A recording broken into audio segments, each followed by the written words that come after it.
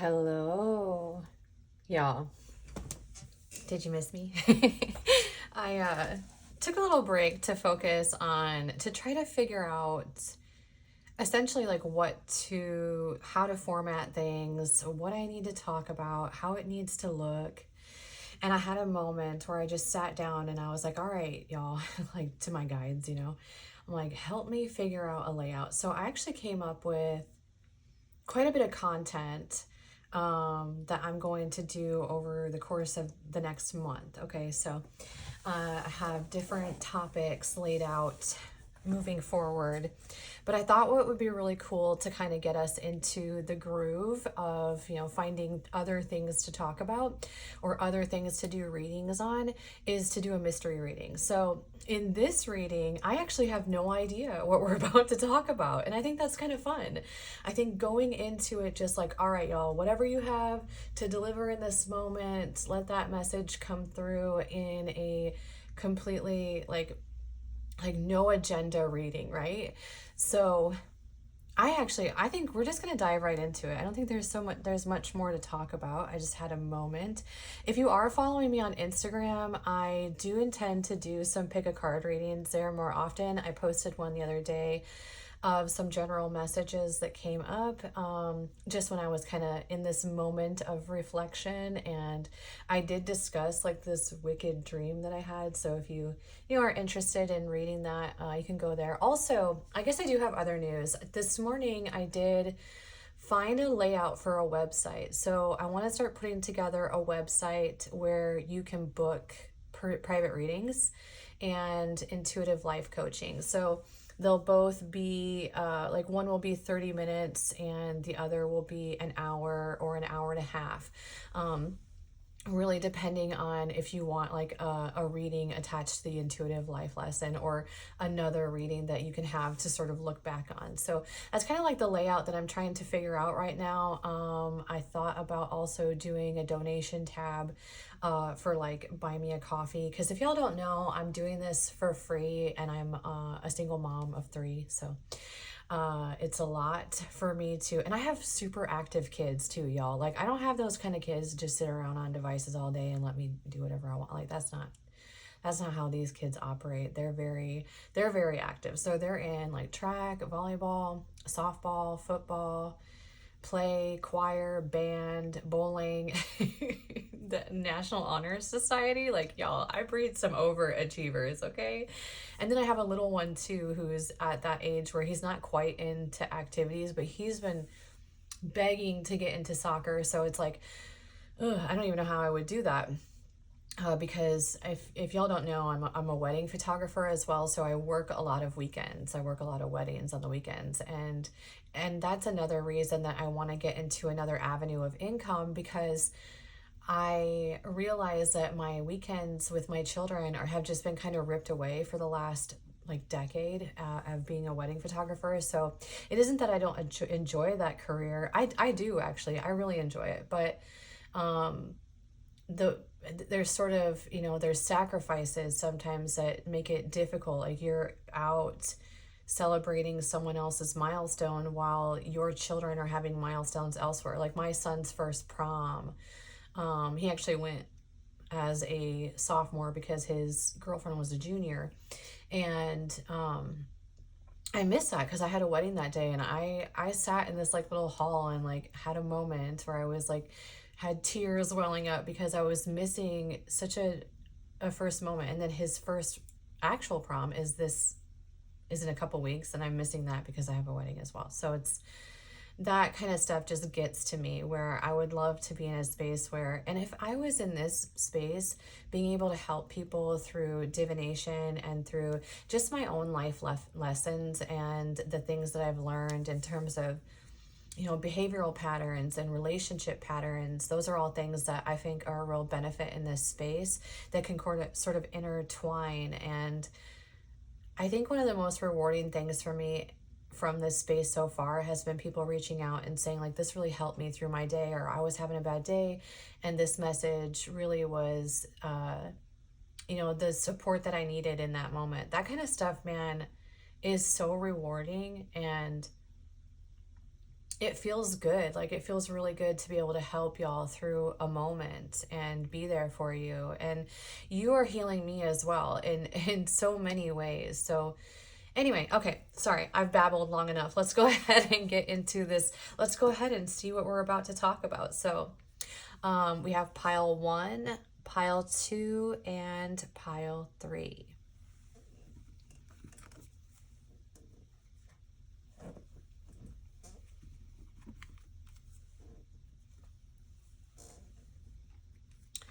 Group 1. If you didn't know, I didn't mention this before in the intro, but these feathers, okay, so something that I ask my spirit guides for, or that I've asked my guidance for, is signs, and it's always come through in birds. And so years ago, actually, when I first got into this, I asked for a feather. I was like, I would like feathers for a sign, right? And the first feather that I saw was just like this little white feather that came from the inside of one of my feather pillows. And so I kind of knew where that came from. These feathers, however, I have no idea where these things have come from. No clue. And yet I have found 3 of them in my house, ironically. So I thought today we would just put a feather on each deck because of, you know, the mystery behind these bad boys. So you have that feather, and this is a new deck that I just received recently. If y'all don't know, I'm trying to get into astrology and trying to learn astrology, and these have these sort of they have, like, this one has Aries on it, but it also has just like, you know, a reminder that the wands are fire. And so it's just kind of like a little bit of help to be able to see it in my line of vision each day. All right, enough about me. Let's get into your mystery reading and find out what we're here to talk about. Okay, what is the mystery reading for, what are we here to tell group 1? We have the Ace of Swords coming out right away, so some sort of communication. The Wheel of Fortune in the upright. Some sort of new beginning, some sort of plan coming into motion for you. We also have the 3 of Pentacles. Lots of Capricorn energy. You see that? Like, this is Capricorn and this is Capricorn. This is so interesting. I didn't know these things, and so learning this is super fun for me as well. We're learning together. You have the 4 of Pentacles here. And there's that Taurus coming out in the Hierophant. Okay, bottom of the deck, you have the Page of Pentacles. This seems like, honestly, I want to say that this is going to be a reading about a financial situation or some sort of decision surrounding abundance. But we'll and also, hold up. Also, this reminder that we stand out in a crowd as well. Okay, we'll get into more cards if we need to, but really quick, let's just kind of dive into what the message is here.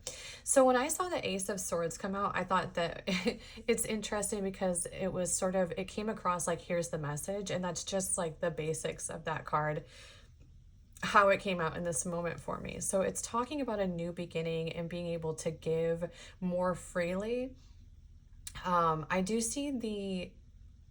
see the 3 of Pentacles as an acts of service card, okay? And it talks a little bit about, in the standard Rider-Waite, it actually comes through as being just like giving, but in other decks, I find it as like, I find the 3 of Pentacles to be a space that's more about overgiving. It's considered a collaboration card, but for me, I feel like it comes in where sort of the person giving is giving selflessly without any expectation for anything in return. So this could be about a new adventure that you're going on, or a new pathway in career in particular, where you are sort of giving up your time freely, which I would resonate into this pile, honestly. It's interesting because I was just talking about that. So I don't know if I shifted the energy a little bit. Sorry, group one. But part, like when you're building a business, okay, so when in the beginning stages of being a business owner, there's a whole lot of free work that you do. So it's really, it's exchanging time for a future payoff. So there's no sort of instant gratification in that space. There's no instant reward, and it really does take some sort of it takes a small moment, a small amount of support to kind of push you into the right direction. So I'll give you an example of this. The first time that I started, I never intended to be a photographer.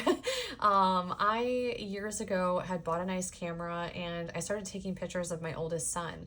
And I had a coworker that was like, hey, you're really good at this. You should consider doing this for a living. Do you want to take my pictures? And just because she had connections in like the community, everyone after I did her pictures, other people were like, hey, can you do my pictures? And then it just kind of spiraled out that way. But it was literally one person realistically just sort of giving me an idea, and that idea snowballing. So sometimes that's all it really takes in terms of entrepreneurship. And so this seems like it's really a new beginning in terms of finances in particular. The one hit that I have here now, the interesting thing about the Four of Pentacles and the way that the vibe comes up for me often, it is about it's like a scarcity mindset, in my opinion, is how it comes off, as like really greedy and wanting to hold on. There's something here about understanding that abundance sort of works in ways in which the more that we give, the more we receive. So if the only thing that you have to give is your time, which by the way is your most valuable asset, then eventually you'll be able to see that rewarded and returned back to you. And it's just about getting out of then this, don't get into a space where we're sort of wanting instant gratification in a space, or wanting things to come out, wanting to sort of push things along, or becoming impatient. The Hierophant here is about having faith, realistically. It's being in that sort of energy of having faith that what we wish to see come to fruition will come to fruition. This is also a hit about manifestation as well, and understanding the energetic alignment. I know that I have kind of I have talked about energetic alignment in a way that is, at this point, I feel like I'm just dragging the horse around, but I'm always aware that there could be new energy tapping into these readings. And so I do want to provide a hit that energetic alignment, or what it's been sort of called in more recent years, or how it's been sort of modernized for us to understand it, is the law of attraction. But it's the same thing. It's really the same hit, as if you can just break it down to a science and understand that energy is transferable, and also that energy always comes full circle. So understanding that however you view this situation. So if this is a new business adventure and it's like, man, I'm doing this and this and this, and it's crickets. Well, continue playing around with it. Continue to do things. Continue to find, sometimes it really does take just the right person. It's like right person, right time, right? It's the right person to sort of either like light a fire under you by going, hey, you can do this. And I'm consistently that person for my friends and peers since I've been an entrepreneur for a very long time. I'm always like, you can make a business out of this. Like, you could sell this. Did you know that?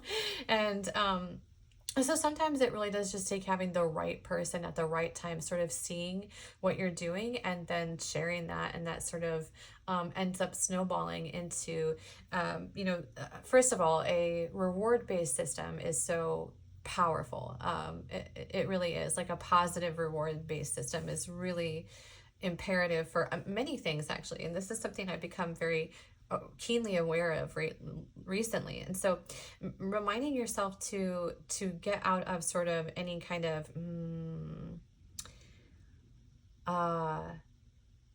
in not even indecisiveness, but getting out of a space in which we're sort of kind of holding ourselves back a little bit, or being in a moment where we're kind of beating ourselves up because things aren't happening the way that we want them to.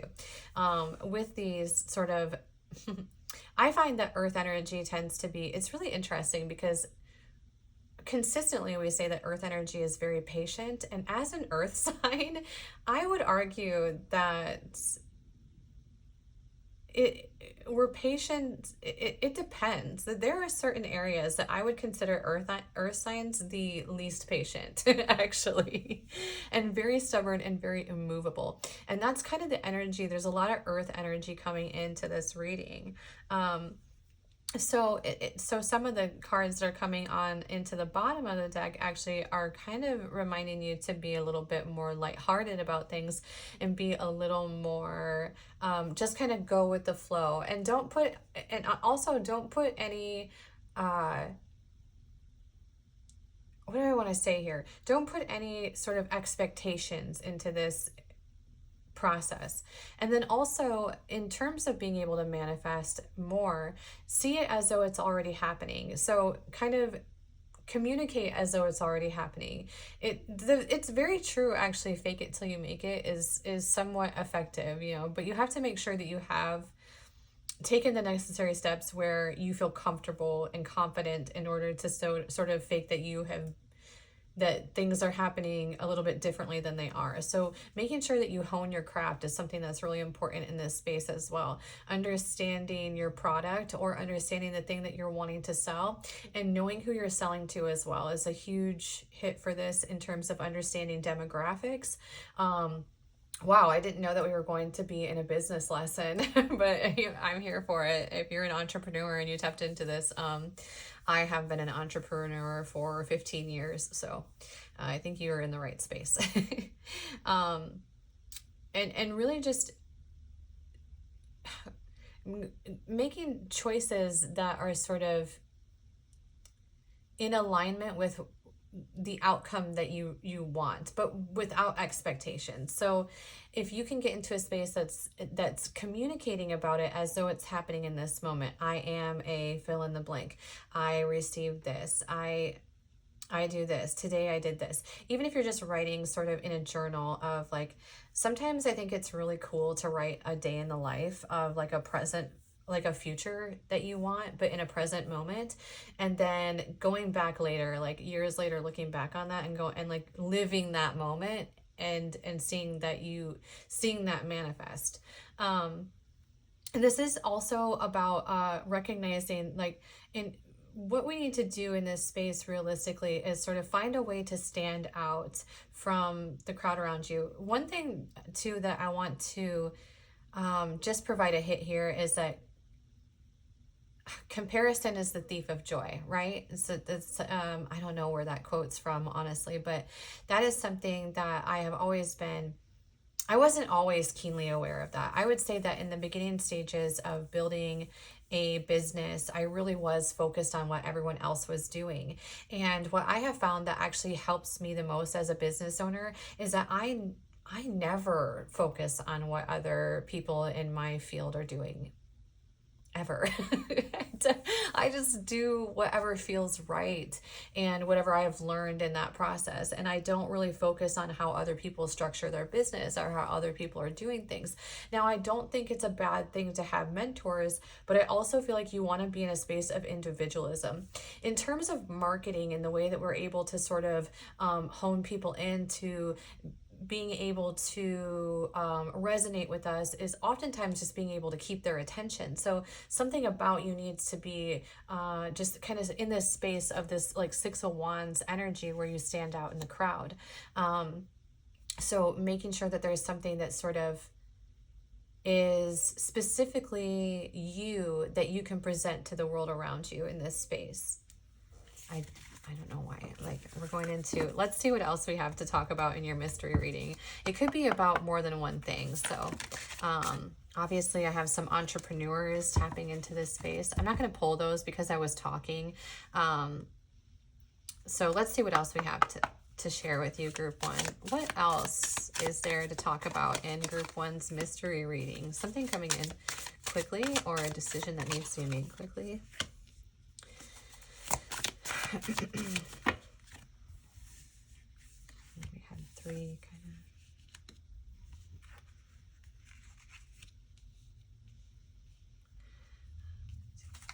What's on the bottom of the deck? We have the King of Cups. Oh, and the Queen of Cups, as well as the Two of Swords coming in.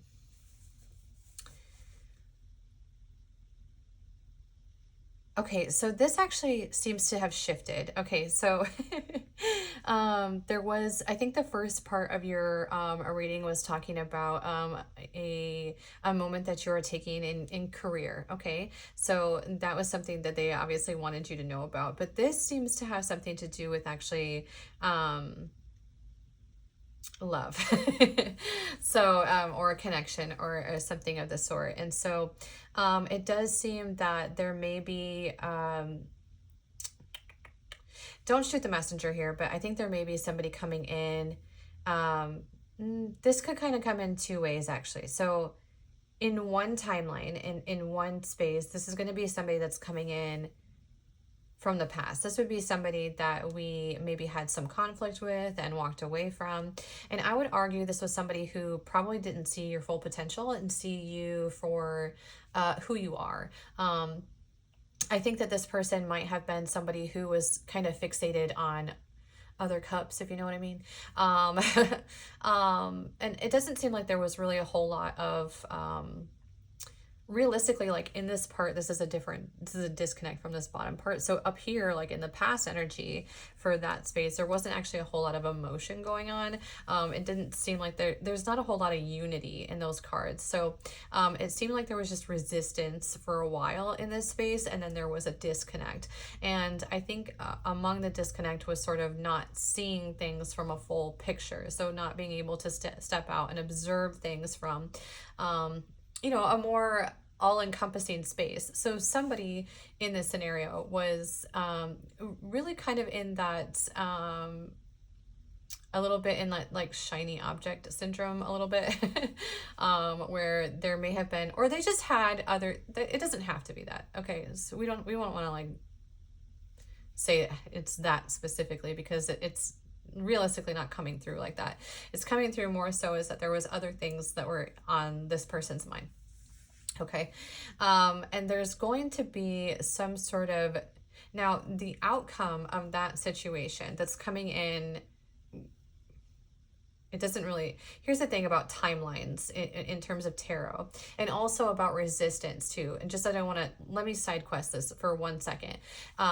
When we put in resistance into a connection, we're actually prolonging that sort of having any kind of fruition, because we're putting energy into it that is to be anxious about it. So if you can move into a space of surrender in a connection, and you can just like let it go and put it out there that whatever happens, then sort of the outcome comes to you quicker. Okay.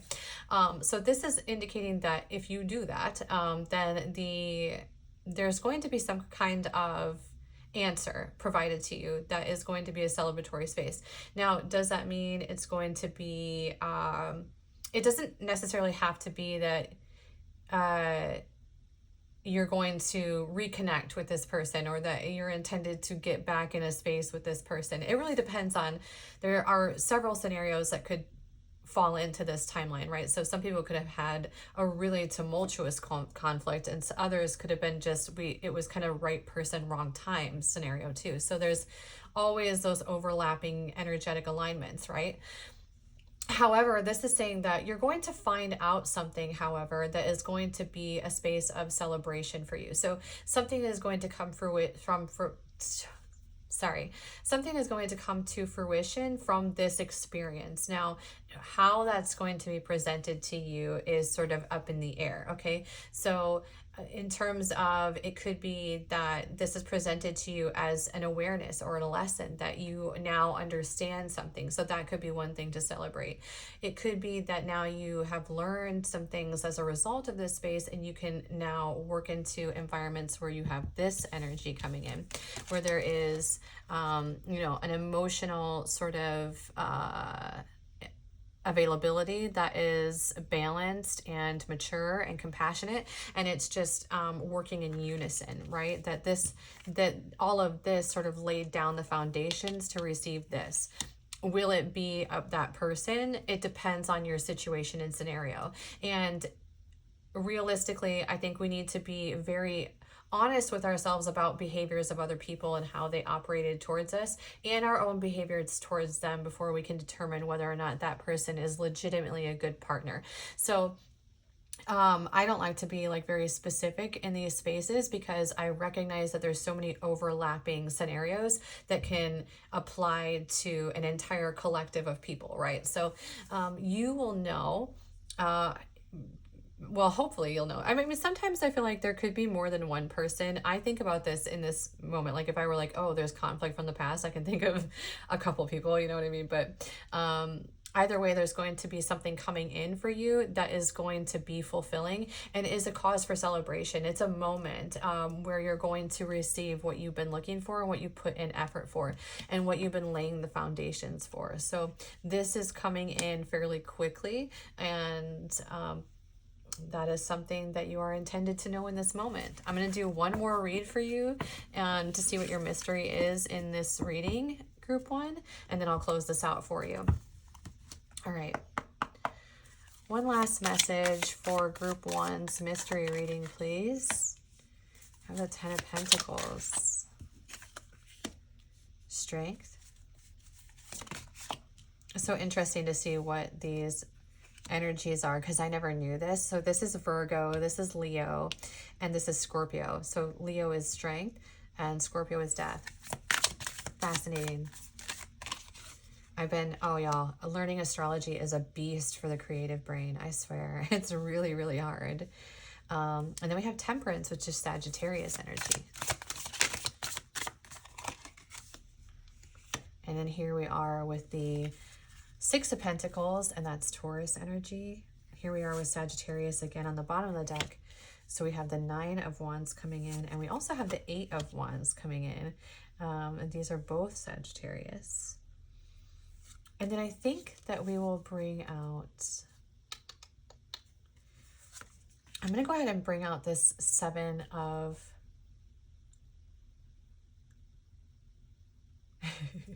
I just realized that I was like, was this shuffled really well enough? Do you see that? 7, 8, 9. But I mean, these are all different too, so we won't question things. We won't question the deck. It is what it is. It was supposed to come out, right? Okay, so in this message, what are we talking about here?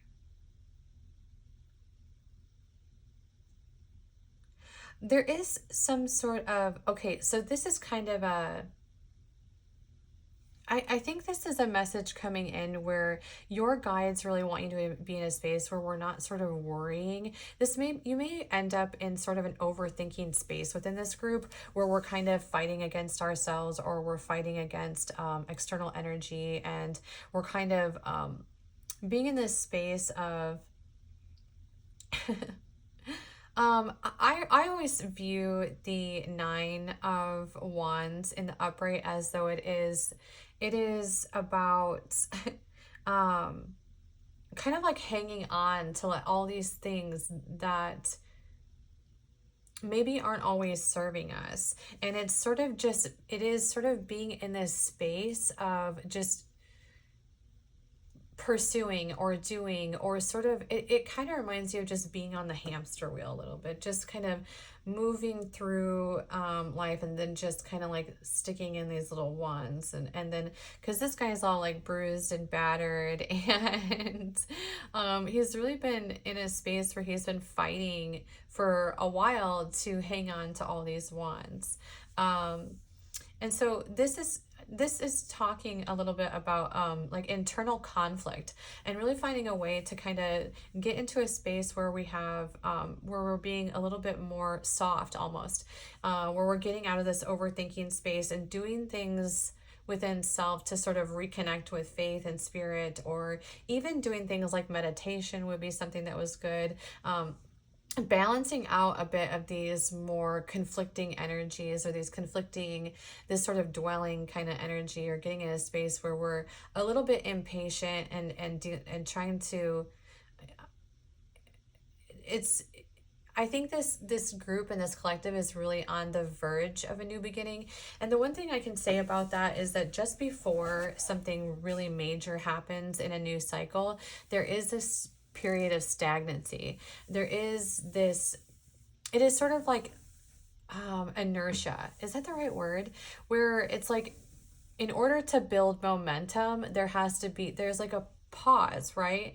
And then the momentum begins to build. And so it's like, or the momentum is building. And so actually, when the momentum is building, there's a lot of tension and a lot of like restless energy that is occurring in this space, where it's just, I'm really getting a lot with this collective that it's feeling like it's been a long time coming, and it's like, okay, I am ready for my new beginning. Like this is me. It's a me era in this space. And so it's just about balancing that out a little bit, and understanding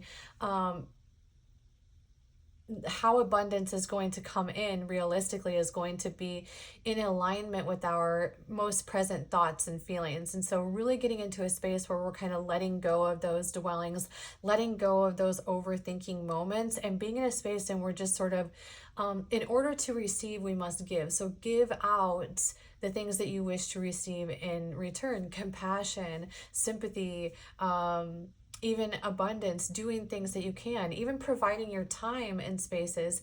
Time is our most valuable asset, and that's something that I think sometimes we don't even think about. When you think about how if you sit down on social media and you doom scroll for an hour, that's an hour of your life that you'll never get back, that was wasted just being distracted, distracting yourself. Not that there's anything wrong with just unwinding and decompressing and doing the doom scroll. There's nothing wrong with that. But when it becomes where we're kind of avoiding maybe things that we need to be doing, or things that could help us to sort of get out of these cycles of dwelling, then that's when it becomes a bit of an issue in us, A, being able to manifest, and B, being able to feel in balance with self. And so this is sort of this is like a reminder that what you want is coming, but it does, like, it's sort of, the way I see manifestation is that we have to do the work too. It's not, like, there are some, I think that some of us get hung up on the idea of manifestation, and we think that it's just specifically what you think about, you bring about.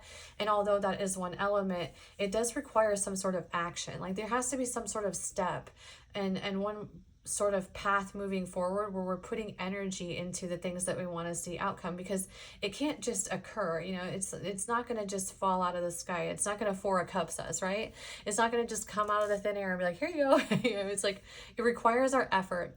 And so in this space, one of the things that you are being reminded of is really moving into this, having the courage realistically to kind of focus on what you can focus on in this moment, and getting out of the space of specifically dwelling energy. Okay, getting out of this internal conflict is really going to help you in both the career aspect that came in the beginning, or this maybe new venture into career, or even an entrepreneur, or starting a business, and then also going to help you in areas of your love life as well. And as we know, connections are the catalyst for growth, so those are really important in our life. So being able to be in a space in which you are alchemizing with somebody, and there is this dynamic of equal give and take, where you are working together as opposed to against one another, is really going to catapult your life forward. So making sure that we just kind of have the patience and the faith, and also the right mindset in order to receive that, is going to help you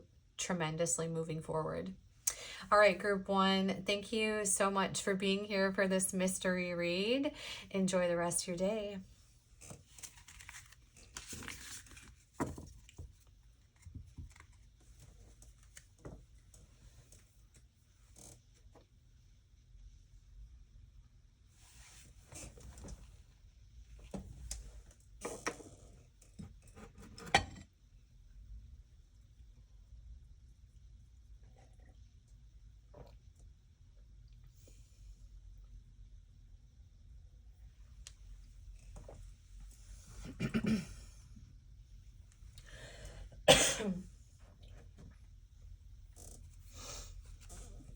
Group two. Y'all, I don't think I mentioned this in the beginning, but these feathers, okay, just really quick. So years ago, when I first started getting into spiritual work and stuff like that, I had asked my guides, at the time I was like very iffy about whether or not guidance was even real, to be fair. And I said, okay, I got it. I want a sign and I want feathers. That's the sign that I want when y'all are around, or to give me a sign that you're here for me. I would like feathers. And so the first feather I actually saw was from a pillow that had like those little white fluffy feathers that come in sort of like duvet covers and stuff, but it was from a pillow. And so I kind of knew where it came from, but I saw it when I was cleaning. Now these feathers here, I have no idea where these things have come from, and I found 3 of them in my house so far. And interestingly enough, I found the last 2 right before I started this channel. So, or right when no, not right before. It was when I did this whole, I reset everything up and I was cleaning, and then I found 2 additional feathers while I was doing that. And so I thought it would be fun today to sort of, use the feathers in a reading for this mystery reading, and also remind you too that you can ask your guides for signs that they're there with you. Birds are always my sign, birds and feathers. So all right, group 2, I have no idea what we're about to talk about, but so real quick before we start on this is the Hermetic Tarot, and this is actually referred to me by a subscriber, Rebecca. Hello, Rebecca, if you're watching this. I don't know if she chose this deck because she was the one who referred me to this deck, so I haven't really given it a whole lot of use. This will be the first time that I'm using it in a reading, so we're gonna shuffle this bad boy, and then we'll get into your mystery reading.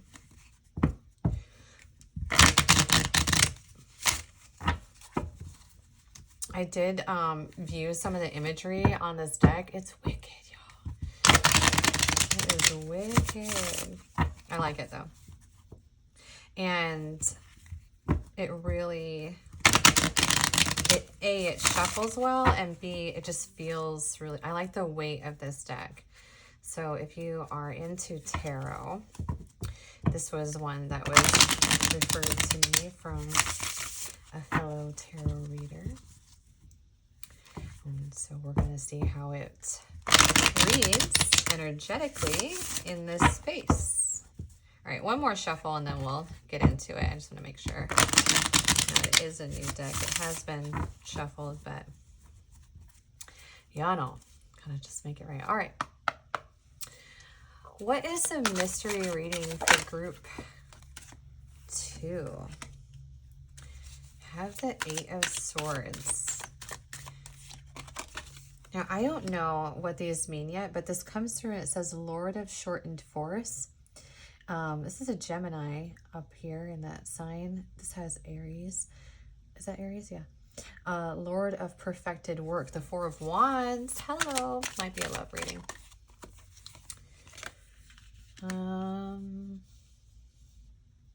The 4 of Pentacles in reverse. What else for group 2's mystery reading? We'll do one more and then we'll go to the bottom of the deck. And then we have the 3 of Cups and the 5 of Wands. On the bottom of the deck, we have the Princess of Wands and the Princess of Pentacles. Are there no queens?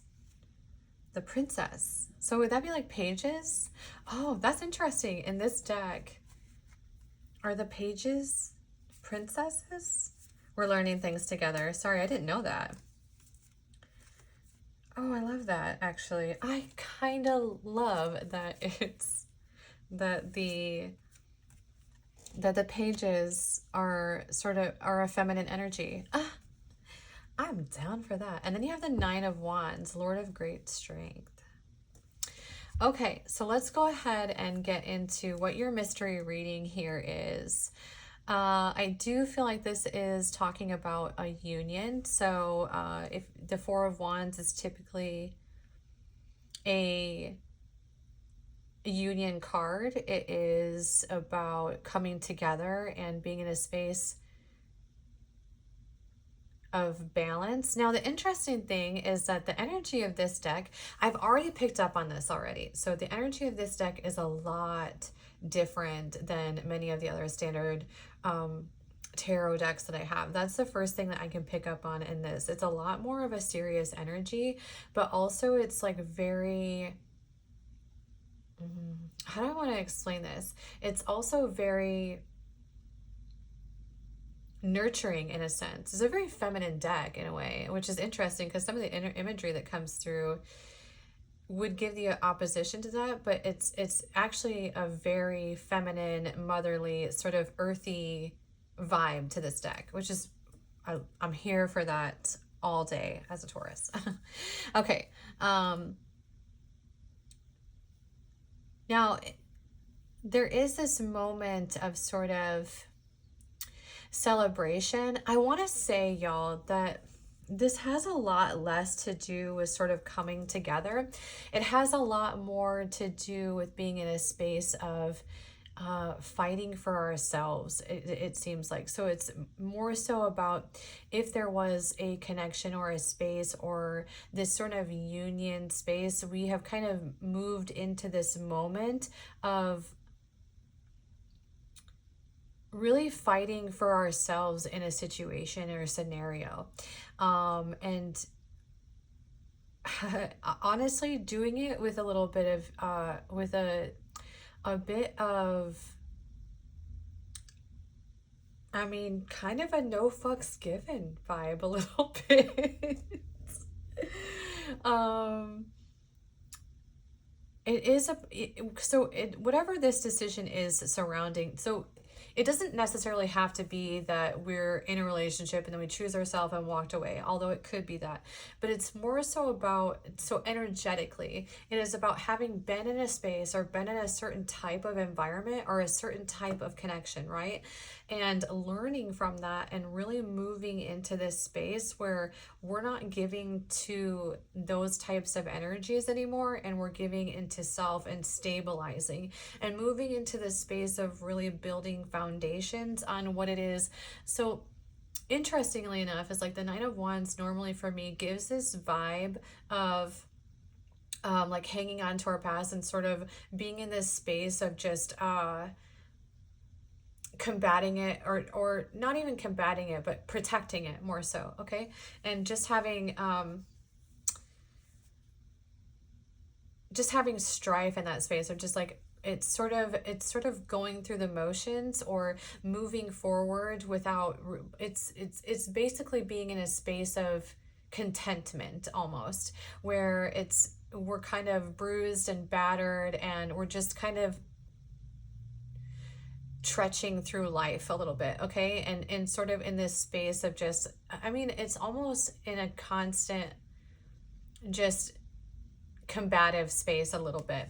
But here it seems as though it's more so we're stabilizing out of that and we're moving out of that. And I would say I'm gonna argue this did have something to do with a connection, and there's been a disconnect there, and that this sort of pathway forward was a result of sort of a tower moment in a space. I do feel like this is a past energy. I don't think it's necessarily the present moment. You could be sort of still dealing with the ramifications of that energetic alignment, or it could be still impacting your life. You know, that energy really does impact your life for a long time, depending on the situations and scenarios that you went through, and depending on how much you have to deal with that energy realistically. There's a lot of scenarios in which, unfortunately, we have to deal with energies of the past because of, you know, because of family, or various purposes that we would have to be in a space where we're still kind of having to tap into that energetic alignment and be in those spaces energetically.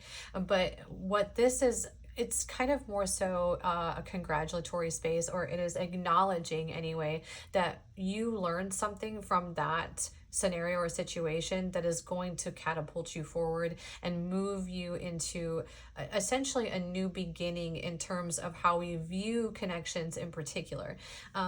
This is being, so we're not going to move any more of a space where it's just like impulsivity, essentially, where we can't be bought as easily, right? So we're not going to have someone come into our alignment or into our presence that's sort of selling us something and we're buying it hook, line, and sinker. We're in a space now in this collective of comprehending that actions speak louder than words. And that's a big thing that y'all are kind of learning in this moment, or have learned as a result of this connection that you were dealing with at some point in your recent past.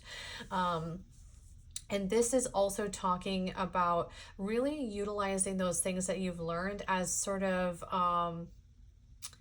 moments of strength, or of like stepping stones in moving forward. These are kind of badges of honor. Rites of passage is another thing that comes up in this collective, where these things that you learn from this space are now helping you to move forward into new territory, and really balancing you out in that space. Okay, we're going to do 3 reads in this group 2. So that's your first mystery message. Okay, then we'll go into your mystery message for part 2, and then the third space as well. So let's see what else our guidance has to provide you today on this mystery read, group 2. What is another message for group 2, please?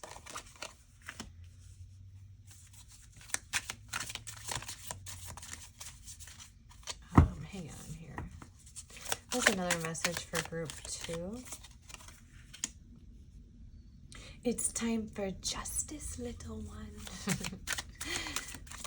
Every time I see the justice card, I think of that moment in Interview with the Vampire where the vampires are taking Claudia and her mother to perish. And the one vampire is like, it's time for justice, little one. It's just the way the ADHD brain operates, I guess. One more for the top row for this mystery message. And then bottom of the deck we have, I'll tell you what the cards are too in a second. I'm going to pull out 3. Look at that. Look at that Knight of Wands. Hello. Better watch out for him. Okay. So we have here the Ace of Swords in the reverse, Justice, the Magician in the reverse, the High Priestess. Look at her. So pretty. Okay, anyway, sorry. And then we have the Knight of Cups in the reverse. Bottom of the deck, we have the Wheel of Fortune in the reverse, the Hermit in the reverse, and the Knight of Wands in the reverse. It's interesting because the little things on the bottom of these have different sayings than other decks do. So this one, the Ace of Swords in the reverse, is the Lord of the Root of the Powers of Air. Interesting. And then, oh, I love that it's daughters. This is a very feminine deck. I love that. So Justice is daughters of the Lord of Truth. Fist pump. The Magician is the, what is it? The Magus of Power in the reverse. I'll just read through. This is probably boring you. I'm sorry. The high priestess is the priestess of the silver star, and the Knight of Cups is the Lord of waves and waters. And then the Wheel of Fortune is the Lord of the forces of life. And then the Hermit is the Magus of the voice of light. And then we have the Knight of Wands as the Lord of flame and lightning. Okay, so part 2 message.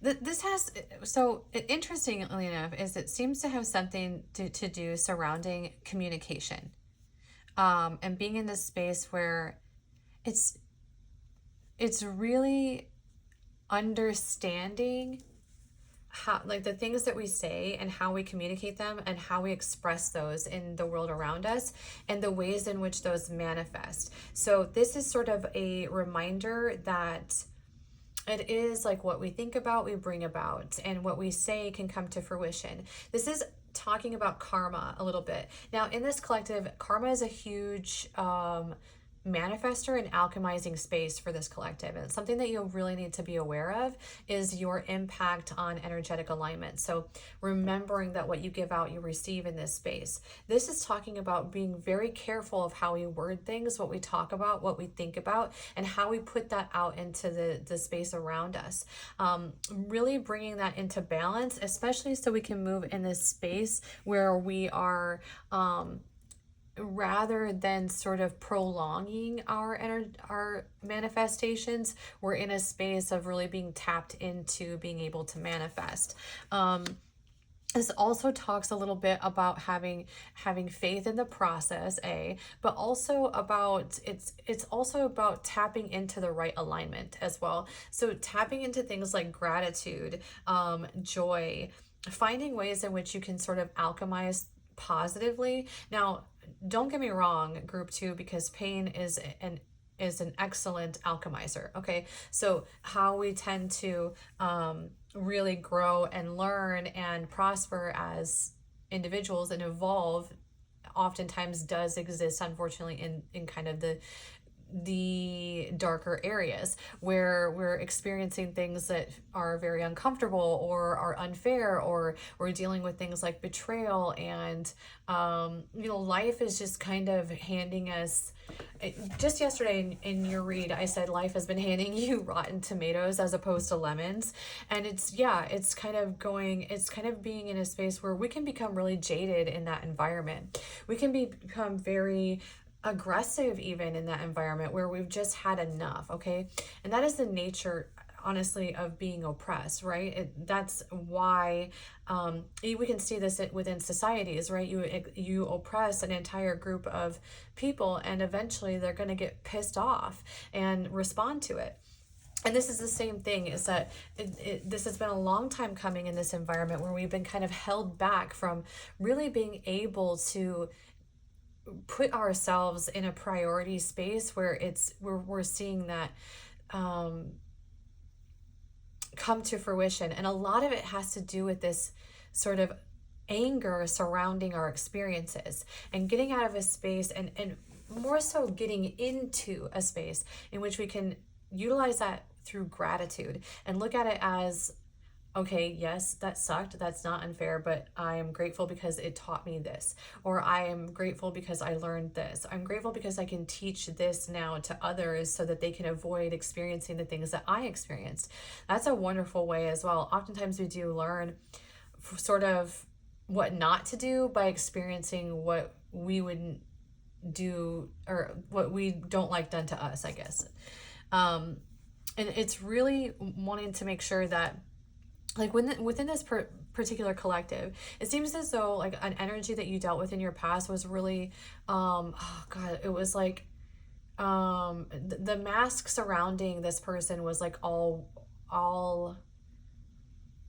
it was all show, it was all words, and it was a really self-absorbed space as well. So it was that they would say a lot of things, or that they were really good at sort of pretending, but not very action oriented realistically, which is interesting because you have the Knight of Wands here, and I feel like the Knight of Wands comes in, it's like very passionate, but his passion dies out relatively quickly, right? That's sort of the nature of that card. And it's interesting because it came in as flame and lightning, right? Those are two things that do burn out relatively quickly, right? So especially lightning, it's like phew, blink and you miss it.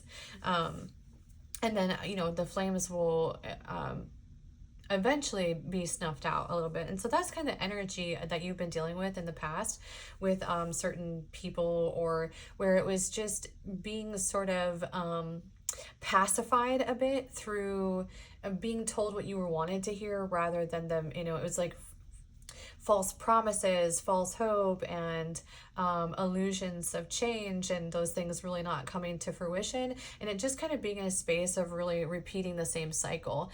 One thing I would, just a trigger for a little bit, for warning for 1 second, if you are somebody who has or believes that you have experienced emotional abuse, I think you should look into the cycle of emotional abuse and understand what that cycle looks like, because it does keep you stuck in a cycle, and it is a whole process of it's like build you up to break you down, build you up to break you down, repeat, repeat, repeat, repeat, repeat. And I don't necessarily know personally if I buy that that's all a conscious choice on behalf of the other person, but at some point I think they do recognize that their behaviors impact us in a certain way. This would be a space in which we are sort of being placed into reactivity over and over again, or being placed in a reactive state where we are just like accepting less for ourselves. And also this talks a little bit about too being in a space of why have we accepted that for ourselves, and really being able to dissect that a bit. Interestingly enough, though, I do have you coming out of a phase. So I feel like a lot of what I'm talking about is sort of already been tapped into your awareness, just with the Hermit in coming out in the reverse. Now, if the Hermit would be in the upright, I think that we would be in a space of reflection. But I think in this moment, it's rather like not to be in a space necessarily where we are dwelling, but more so in a space of building new alignment, or building a new energetic space where we can kind of get ourselves out of this muck that we have been either accepting for ourselves in certain situations and scenarios, and really building into self now, and building into awareness that there are certain things and certain experiences that no one deserves, and you are no different. Okay. All right, we're going to do one more message for you, group 2, and then we will close out this reading. So one more mystery message for group 2. What is the mystery message here for group 2? You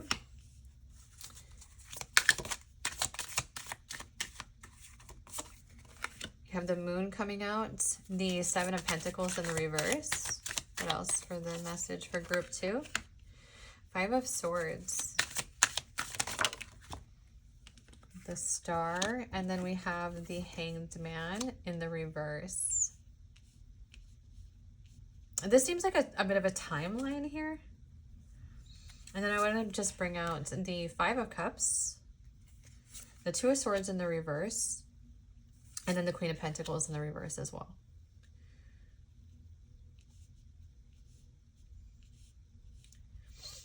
So the thing that just popped in my head was this do this, then that, a cause and effect kind of scenario, that if you do this, then that will happen. If you do this, then that will happen. And it's sort of giving you, it's sort of zooming out a bit and putting you into an observer status in this moment. This is talking a bit about having some shadow work, okay? Having some sort of reflecting that needs to be done on self, or that maybe we're in that moment now where we've been kind of reflecting on correlation in particular. So sort of correlating the why behind the things that we do, or the this sort of combative nature within itself. Now it's interesting because The Five of Swords in this deck says Lord of Defeat, and that's interesting because it is kind of, the Five of Swords is kind of a defeatist space a little bit. It's just fighting without real purpose, and fighting against the odds in a sense. And then you have the Seven of Pentacles in reverse. So talking about how being in this sort of conflicting state with self is sort of the antithesis of being able to grow new beginnings. It's the antithesis of being able to move into a specific energetic alignment. Now, the one thing that the cause and effect has here is that there has to be a shift in which we're recognizing that how do I put this, is that, well, it's like okay, so moving into a space of main character vibe a little bit, seeing yourself as the main character of your life, and also understanding too that those around you are the main characters of their own lives as well, and getting in a space then like which energies around you utilize the main character vibe as a way to like be of unity or community or togetherness with those around them, and who use that who uses that me. Oh my goodness, this sentence in my mouth, it's just, please connect, Lord, thank you. Sorry. I'm gonna lose my thought process. Okay, who around you is the main character in their life, but they do it in a way that expects the whole world to revolve around them. Okay, and then understanding how that reflects within self as well, moving out of this sort of space of isolation, okay, is going to actually move you forward into that main character energy a bit, really being able to get outside of the thoughts. Sometimes when we only have ourselves to trust, and we also tend to be dwellers or overthinkers, then we can move into the land of assumption and create all kinds of scenarios in our brains that might not honestly be necessarily reality, but they're reality to us. And sometimes external perspectives actually help us to really see things in a more all-encompassing space. They help us to sort of get us out of being in these sort of dwelling cycles or dwelling mindsets.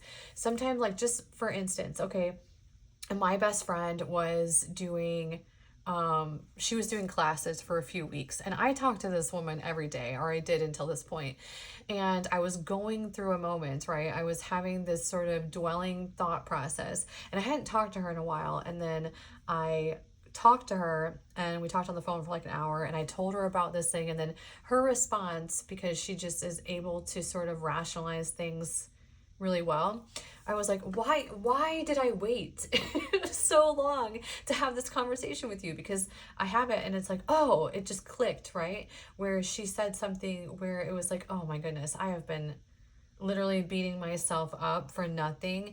And it's kind of one of those things, is like finding some kind of space or something that you can trust outside of self, like getting kind of a little bit out of this energy a bit where it's just relying on self. And I feel like this is a very self-reliant collective, and for good reason, like nobody's arguing against that, but really needing to be in a space a little bit where there are people around you that can kind of help you get out of this, especially if we're in this sort of space with the Two of Swords coming out in the reverse.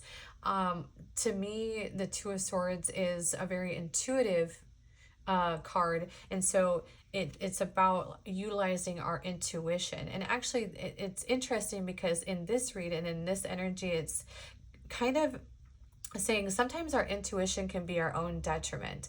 So yes, we sometimes tap into energy and we understand energy, but then we dwell on it, and we can get into it. Hang on. Interesting that I have like a coughing fit in the middle of talking about communication. But this is okay. So I don't know if I have talked about having a hype team in this collective or not. And I'm sorry if sometimes I repeat things, but I understand that there are other energies that tap into us into these readings. So there is this idea of having a hype team that I learned from the book By the Fucking Lilies, and it talks about having a support system around you, a really positive reward based sort of people that are encouraging you and supporting you to kind of catapult forward. And that something that might help you is, it doesn't have to be like a whole group of people even, and I think trust is actually something that this collective would necessarily be building in this moment. And so obviously it's not, oh, just go trust everybody with your life story, and but even if I may, just, I don't want to like put certain C's in there, but sometimes even therapy can help, like even something like that. And there's better help out there. Totally, I'm very unsponsored in this moment, y'all, but I actually utilized better help for a little while. And I just did phone calls with someone, and just like, I mean, realistically, it wasn't like standard therapy by any means, but just the conversations that we had and her perspective really helped me to kind of pull me out of a certain moment. So even if it's, you don't trust anyone and it's something like that, that's a great way for you to express all the things that you're feeling, and it's in a no judgment zone, right? So something like that, that can help you to sort of, that can tap you into a new alignment. So sometimes what we need in order to pull us out of alignment is somebody else, right? Aside from ourselves. Like sometimes it's difficult actually for us to step out of a certain moment all by ourselves and rely entirely on selves. I really do feel like we are a collective of people that really, I think it's astonishing that we've become so disconnected and so snake eat snake, man eat man, or whatever, dog eat dog world, right? Because community and togetherness actually really helps as a unified source. So being able to then connect with somebody outside of self. So just whatever that means to you, or if you know someone in your inner circle that you would really trust to sort of kind of lean on, and also build the foundation of accepting what kind of energy that you do want in your field of awareness most often. And you can sort of measure that by those who treat you really well, or the solid relationships that you have in your life. Okay, group 2, that is your mystery message. If this resonated with you, please like and subscribe to the channel. Leave me a comment down below. I hope to see you again soon. Thank you so much for being here. Enjoy the rest of your day.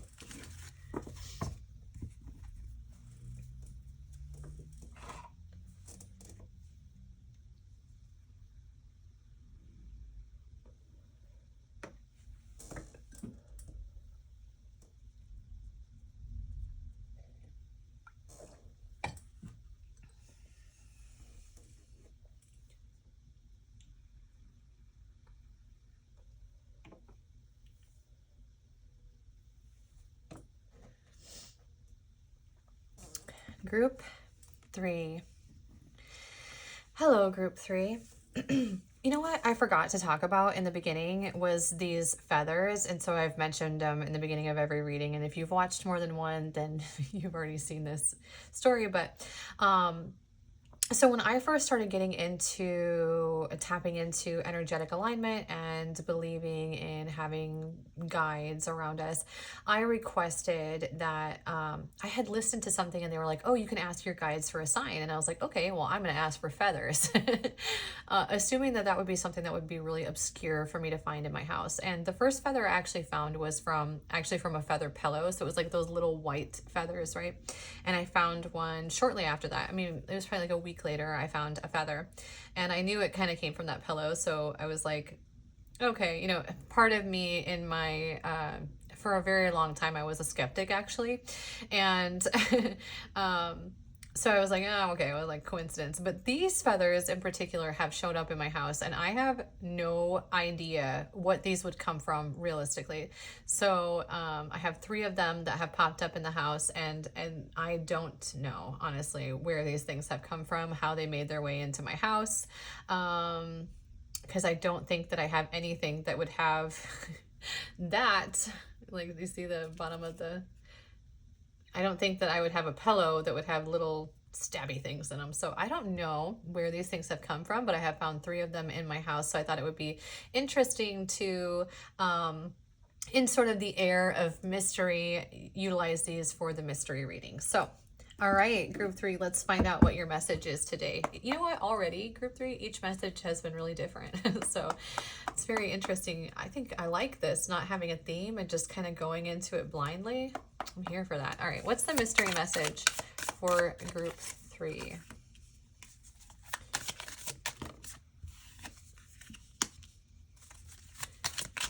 Now we'll do 3 parts, so like 3 different messages that you are intended to hear in this moment. So this will be message 1.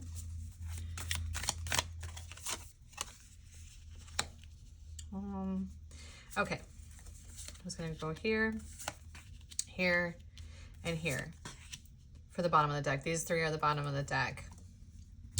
Okay, so right off the bat, group 3, I am going to say that this is most likely your first message has to do with a connection. This is about having been in a space where we were sort of holding the burden of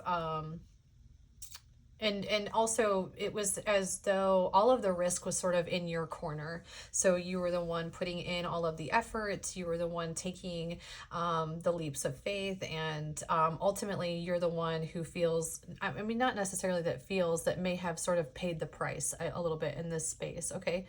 And so this would have been the type of energy that you would have been dealing with would be somebody who really just wasn't giving into this space. So they weren't, they were maybe a little bit unstable or inconsistent, and especially emotionally unavailable. So those would be the 2 primary characteristic traits within this person that you would have been dealing with.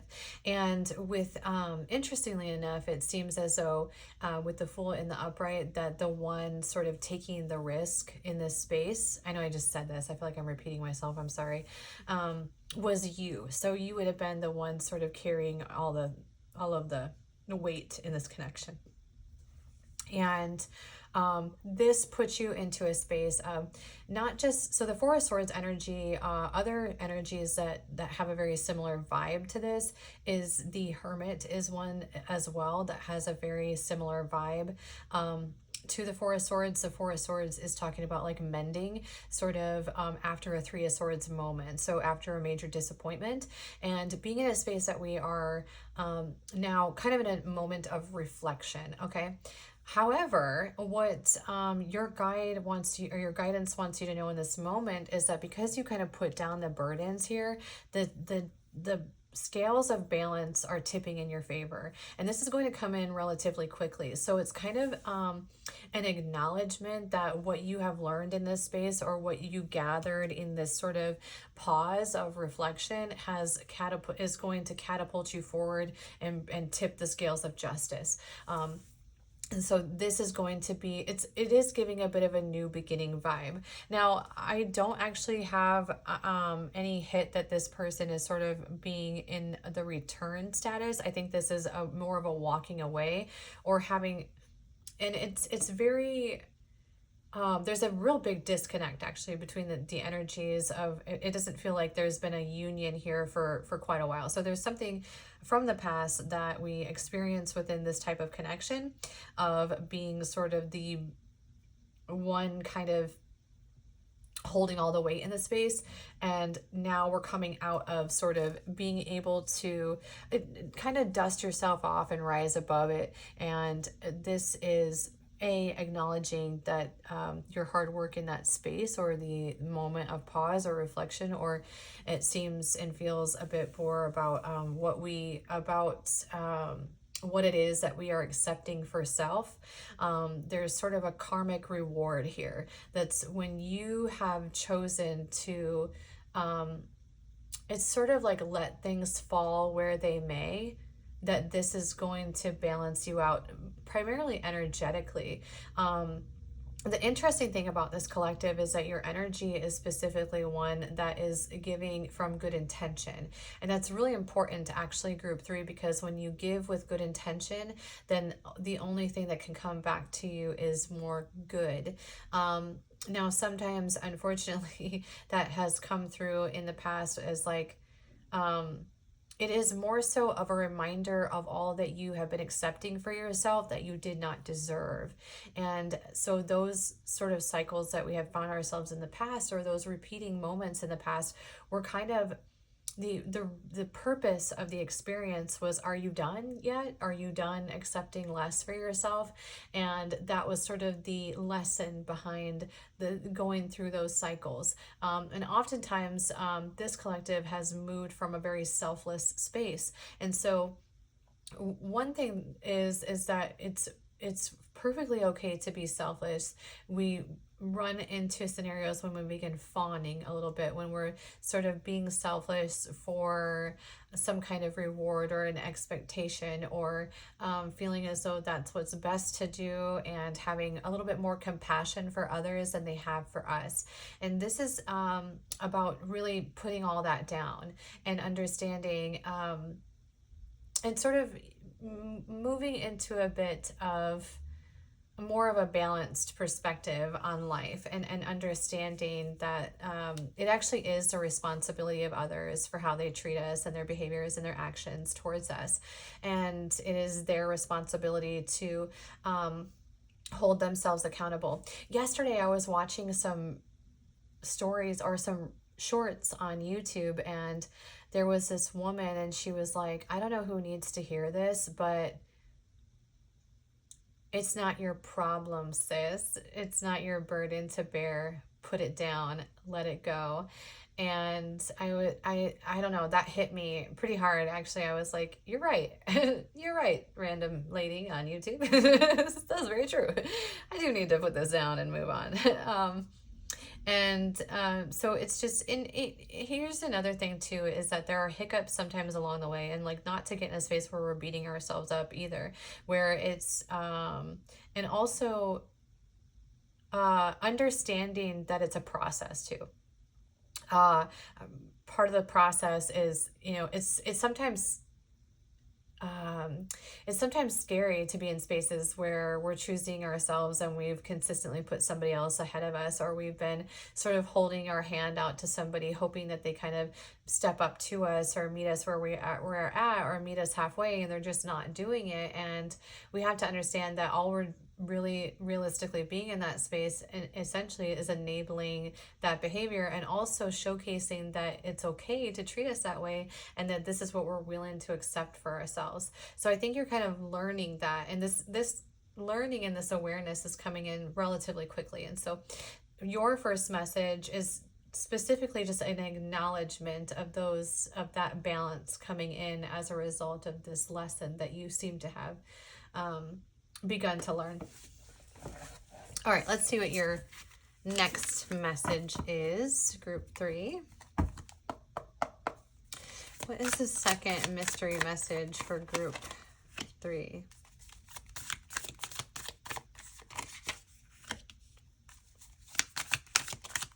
Second message for group 3. Lots of good karma coming in. There's that union card, eh?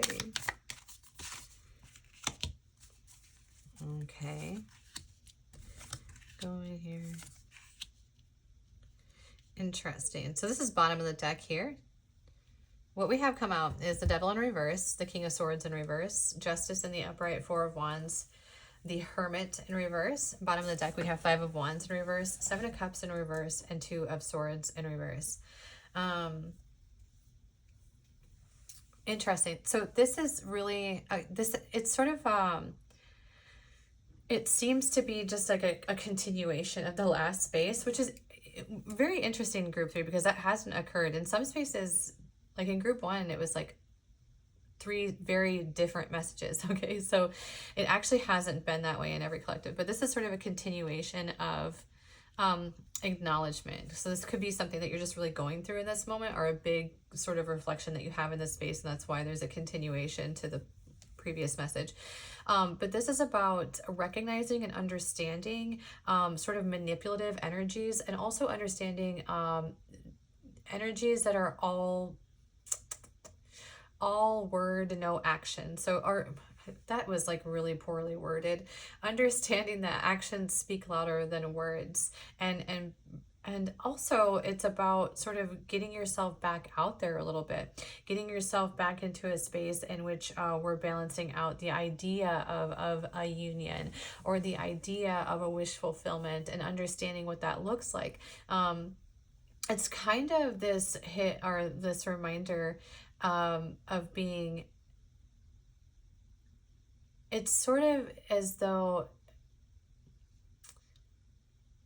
realistically, the work that you have to do in this space isn't as major as it might feel like, because how it's coming through is that it's like you have an awareness already of the benefit, or how compassionate and how giving and how kind and how, like, you already have been moving from good intention in spaces that others would probably be a little bit more petty or aggressive, or really kind of match the vibe in that. And instead, it's that when you have been moving in spaces, even when it wasn't for your benefit, or even when it was going against you, or even when it was essentially betraying you, you still moved with good intention in those spaces. And so realistically, this sort of work that would have to be done is just,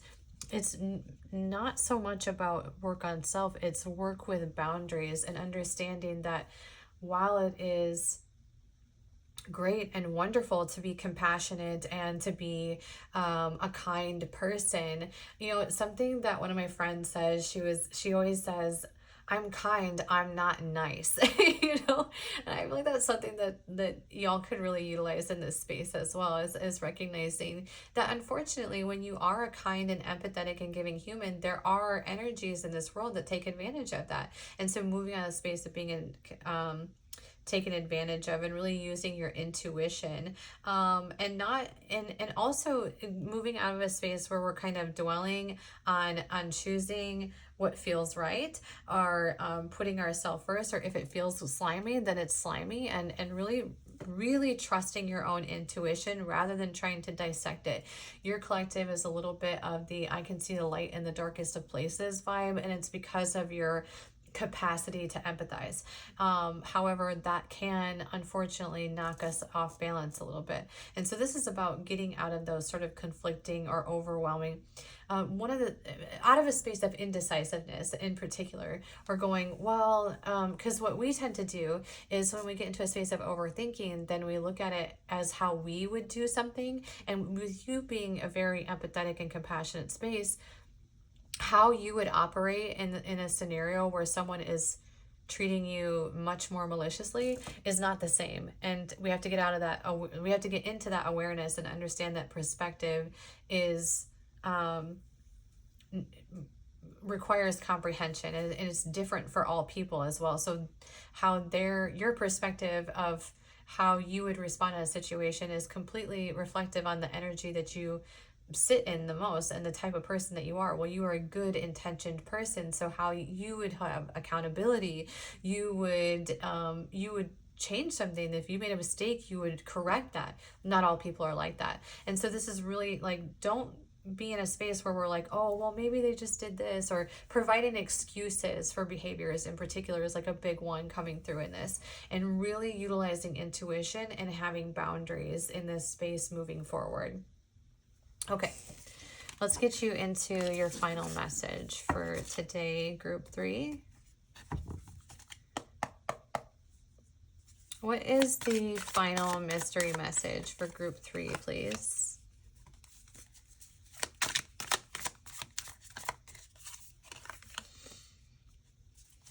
Final message for group 3. I just got the hit, why chase you when I'm the prize? And,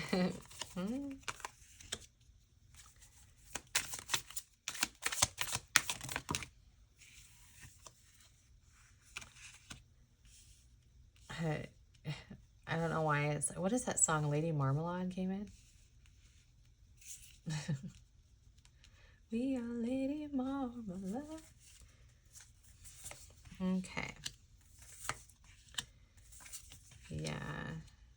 Definitely. I do feel like y'all have a pretty big moment within a connection pretty recently, or at least it's in the forefront of your thought processes. And this is really talking. So, interestingly enough, okay, let's pay attention to what's upright and what's in the reverse. So, upright cards are the Queen of Cups, the Empress, the Five of Cups, and the Knight of Wands. In particular, this is walking away from energies or in alignment or counterparts that do not match our vibe, that are essentially, this would be sort of energetic vampire vibe a little bit, where we have to understand sometimes that sometimes there are people that reach for our light because it's so dim within them, kind of vibe. And recognizing that when you shine as brightly as you do, you have to have discernment in the energies that are coming around. Understanding that there are people that come in sort of, what do I want to say here? It's like they come in with this knight in shining armor vibe, but really they're losers in an aluminum foil. You know what I mean? Okay. That's sort of something that we're now walking away from. Now, the interesting thing too here is that this type of energy that you had dealt with did not prioritize you. I would argue that in some spaces, this could have been the type of energy that how they sort of tapped into receiving the attention they wanted was kind of to make you feel like or to make you jealous, or even be in a space where it's sort of you're not good enough kind of vibe, where, and also not because they're not aware of it, because they have you up on this pedestal that they know they can't reach up to. And so it's kind of this awareness that if you discover your worth, then it's game over for them, because that's typically how it works. So this is a really unstable energy. Really somebody that would be a very difficult person to get into a space of the provider role with, or that would even have the ability to commit to protecting and providing in sort of the way that might feel safest in this space. This is somebody that there was not equal give and take with. There was not balance. And in fact, the majority of the giving and the stabilizing would have came from the Empress and the Queen of Cups, who would have been in a space that was consistently emotionally available, consistently providing reassurance, consistently in a space of really holding down the fort, and essentially, because there is no Emperor on the board. And the Knight of Wands is sort of a very passionate energy, but it dies out very quickly, right? It's like a flame that goes out. In another deck before this, it was a new deck that I got had said something about the Lord of Lightning, and I was like, that makes sense actually for the Knight of Wands, because the energy that comes in is like very swift, quickly, abruptly, passionately, and then it fizzles out relatively quickly. It doesn't have the, like, there's no sustainability realistically in the passion of the Knight of Wands. And so that energy is very shiny object syndrome, that's very, the grass is greener on the other side. And it's also a love bomby space, or a space in which we are sort of presenting an idea of who we are, but there's a lot that beneath the surface, and there's a whole mask that it's realistically being presented. And then once you sort of peel off the mask, you realize that well, this is not actually who I thought you were, and this was not what I thought I was accepting for myself, and this is not balance. It's kind of being in a space where in this connection, so the Queen of Cups and the Empress would be sort of like a mothering energy, having to sort of teach the Knight of Wands how to be a king. And in partnerships, that just doesn't work. You kind of want somebody to come in who's already your equal. And so I think that's something that is really being built into an awareness here, and understanding what to accept for self, and realistically, like, who you are and how you operate, and building the, really acknowledging that within self. And and rising above this type of energy and knowing now moving forward what we're no longer going to accept. Sometimes these spaces really teach us what to look out for in the future, right? All right, Collective 3, that is your mystery reading for the day. If this resonated with you, please like and subscribe to my channel. Leave me a comment down below. Thank you so much for being here, Group 3. Enjoy the rest of your day.